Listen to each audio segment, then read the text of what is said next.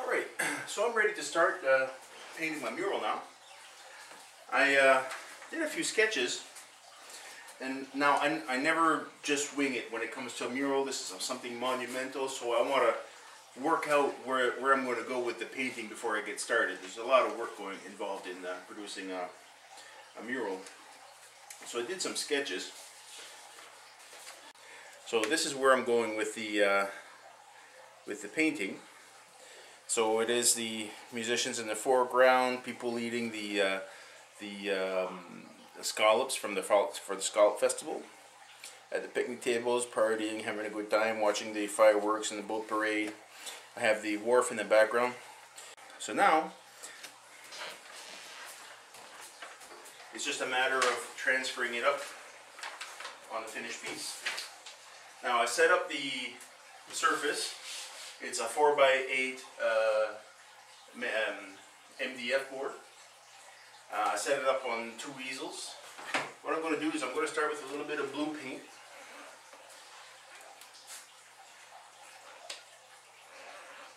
Just a dab of it. I don't need a lot right now because I'm going to be painting very pale. And just get the drawing up on the surface. I'm starting with blue because it's going to be a night scene, so we're going to have a predominantly blue color scheme. And we're going to have some bright colors, some yellows and some reds and some greens and stuff like that in the fireworks, and that's going to illuminate the edges of the characters in the foreground. This is something that for the last 20-some years I've been doing graphic design quite a bit and doing a lot of illustration on computer. You know, vector graphics, Photoshop design, and you know, Photoshop effects, and all kinds of stuff like that. And I hardly ever painted manually. It was all the commercial stuff, and it's great to get back to the basics here. My old friend was always egging me on there. He said, "You know, dude, you gotta pull out your paints and your brushes and get back old school." And he was right. He was right. I hate to admit it, but yeah, Mark, you're right. Got to do the old school stuff. That's where the heart lies. That's where I started out. That's what got me started in the arts, and that's where I'm back to now. All right, so there we have it. I transferred the basic layout of the elements in the drawing. It's really rough. There's no detail. It's a little drippy. But I get the idea of what's going where. The most important part is the composition. So I have my major lines, basically the guitar pointing to the violin player, whose violin line creates a line back towards the movement of the fireworks, which has a big boom and it's making half circles that are bringing you back to this coastline that's bringing you back towards the guitar player.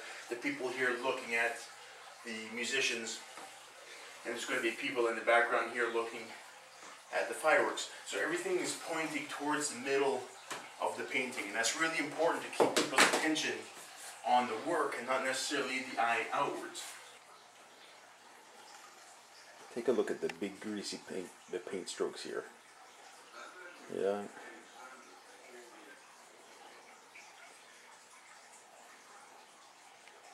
It's no small detail. It's all big and rough and juicy.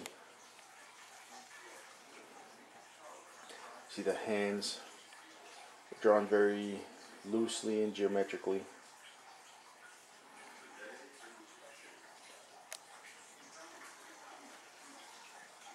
I might change that arm a little bit. We'll see.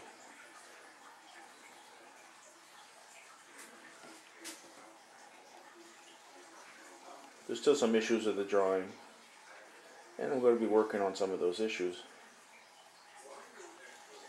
But that's where stepping back like I'm doing right now and just taking a look at it is it helps me keep it real, you know. So there you go. So as you can see here, I'm putting on skin tones. Now it's fairly dark, and I'm letting some of the blue undershadow show through so that I can see the details I intend to draw. And and it's fairly dark because this is going to be a night scene. So everybody's skin tone is fairly dark. The whole scene is going to be fairly dark, except for the bright, bright, bright fireworks and the water reflections. So for now, it kind of looks funny that the skin tones are so dark, but that's because the rest of the scene is still fairly pale here. So as you know, there's the shirt colors and everything comes through, and everything starts to get in there, it'll even out. That's where it's important to gradually build up your painting over the whole surface. You can't finish one area and work your way across. You gotta build it up. So it's starting to get dark. It's starting to get room for contrast. See, I need the dark so that the bright lights can really shine. So see that? Now I'm still working on the picnic table here. I had drawn it parallel to the side, and I didn't like that. I wanted it more of an angle, so I'm still working at that. So this is where I'm up to right now, and I'm just going to continue to add a little bit more detail, work on that a little bit every day, and basically I do a little bit, step back, look at it, try to find fault. When something, you know, clicks, correct it right away. And always like step back and evaluate your work. You know, that's the way I proceed. It goes slowly, but in order to achieve any kind of excellence and achieve your best, you have to be your most brutal critic, because other people might be brutal, but if you're not, you know, ruthless with your own self-evaluation, you're never going to achieve and push yourself to that next level or that next limit. So that's basically how I proceed.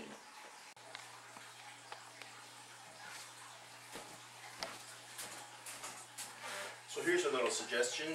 In order to preserve your paints for your next session, what I like to do is give it a little spritz of water like that, just to get a good layer of water. Make sure it's nice and humid. Acrylic paints dry with a chemical reaction with the oxygen or with the air. So if you make sure it's nice and moist, and you cover it up with a piece of tin foil,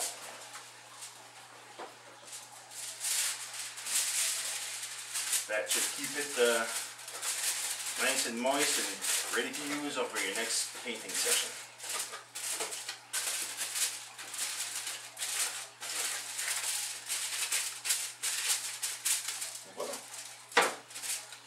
That should be nice and exactly the same as it is now. I should preserve it till next time I'm ready to paint.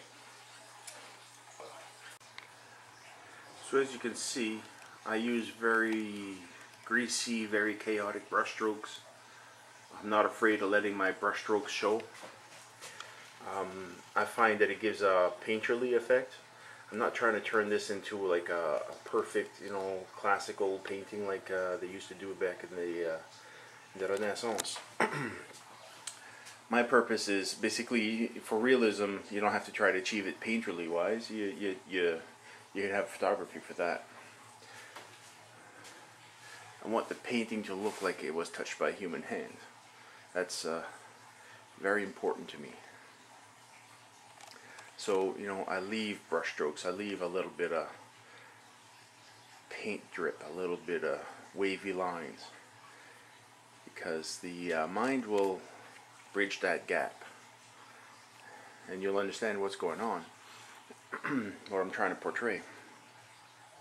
But at the same time, you'll feel that creative energy that went into it. Oh, and I might have failed to mention, one of the reasons why I'm setting this with a deep red orange color on the horizon here is the word Rishabuktu, the name of the town. What it means is river of fire in Mi'kmaq, which is the Aboriginal people who traditionally used to live here and who still do nearby. So yeah, so river of fire.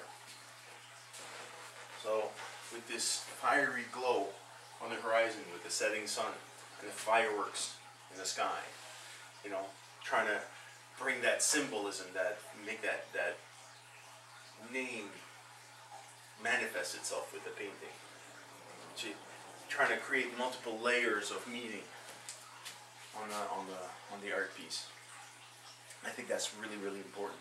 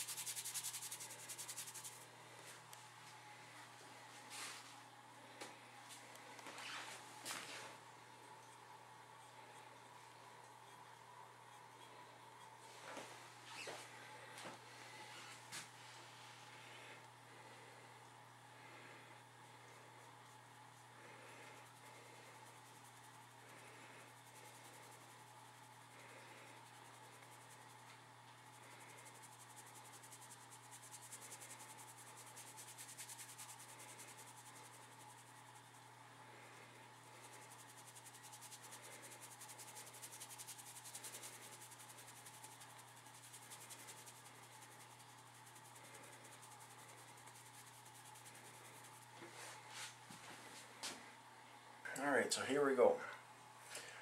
The focal point is right here.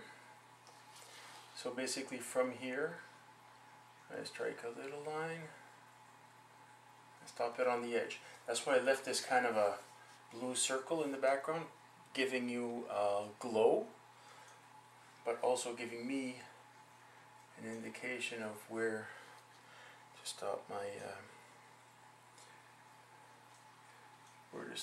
outer edge of that blast radius.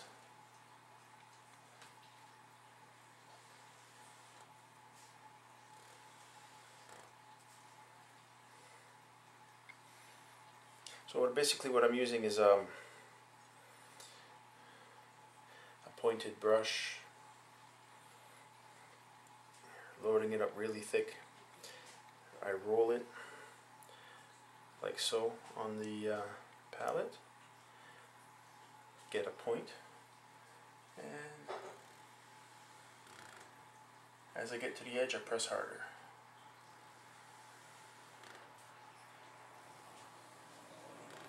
The further up I go, the more I curve the ballistic trajectory. Now, from what I could tell, the blasts or these projectiles are not coming out perfectly even.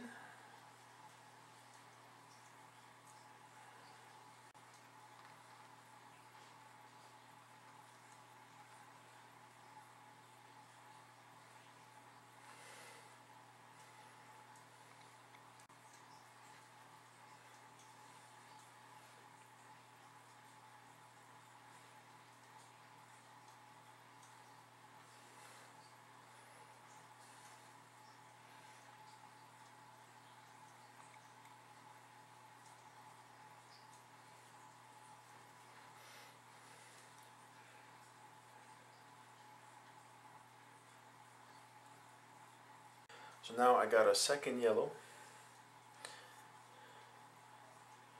Just picking up that second yellow.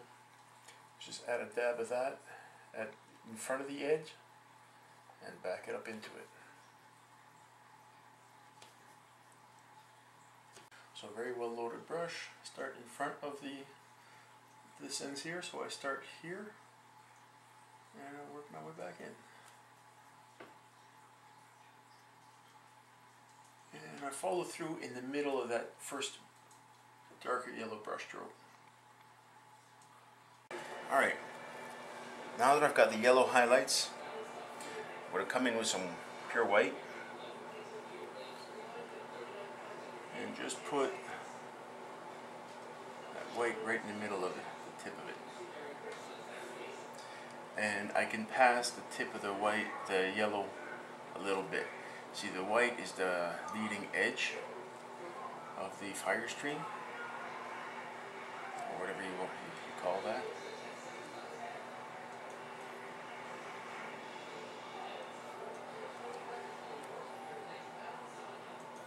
And it's okay to be a little blotchy.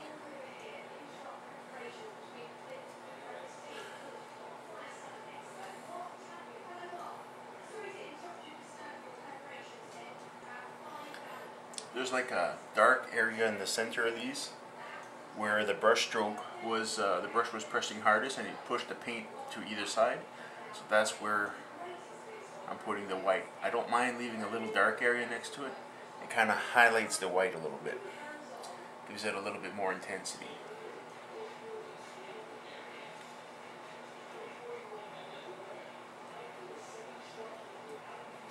Alright, let's take a closer look at that. See? I'm going to take a close-up of one of these. It's rough, it's greasy.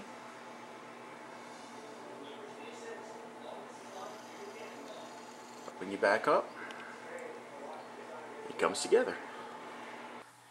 So now the next step is to get some of those blue highlights on the gentleman enjoying his fried scallops.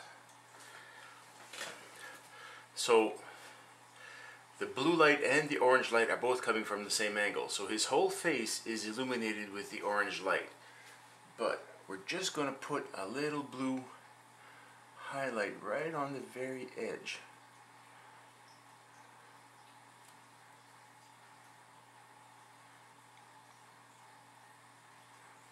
And this is almost calligraphy.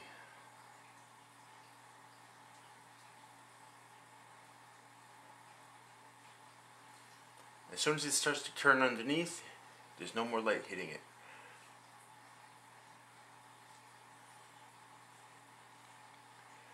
The edge of his lip,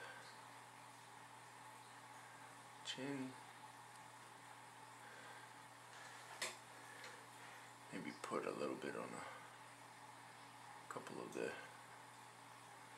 now the edge of his hat.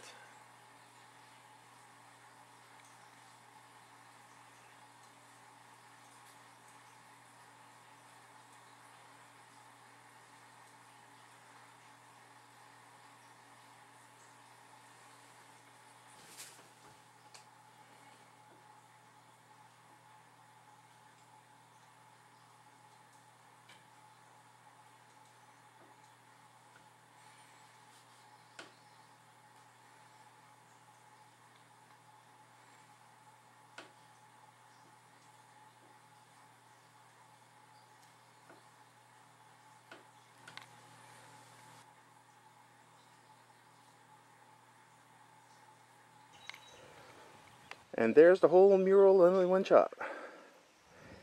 It's all done. Ready to deliver. And there we have it. The completed and installed mural. I had a great time doing this, representing my hometown, Rishiboktu, the River of Fire. We have our fireworks, music, we have culture, and we have brilliant colors and festive atmosphere. So come on down to the Rishiboktu Scallop Festival and come and see all the great culture and fun activities that we have going on here. And if you're too late for the Scallop Festival, it happens every year, but if you're too late for the Scallop Festival, come by anytime. Rishiboktu is a great place to visit. Anyways, here we are, finished product. Done. Thanks.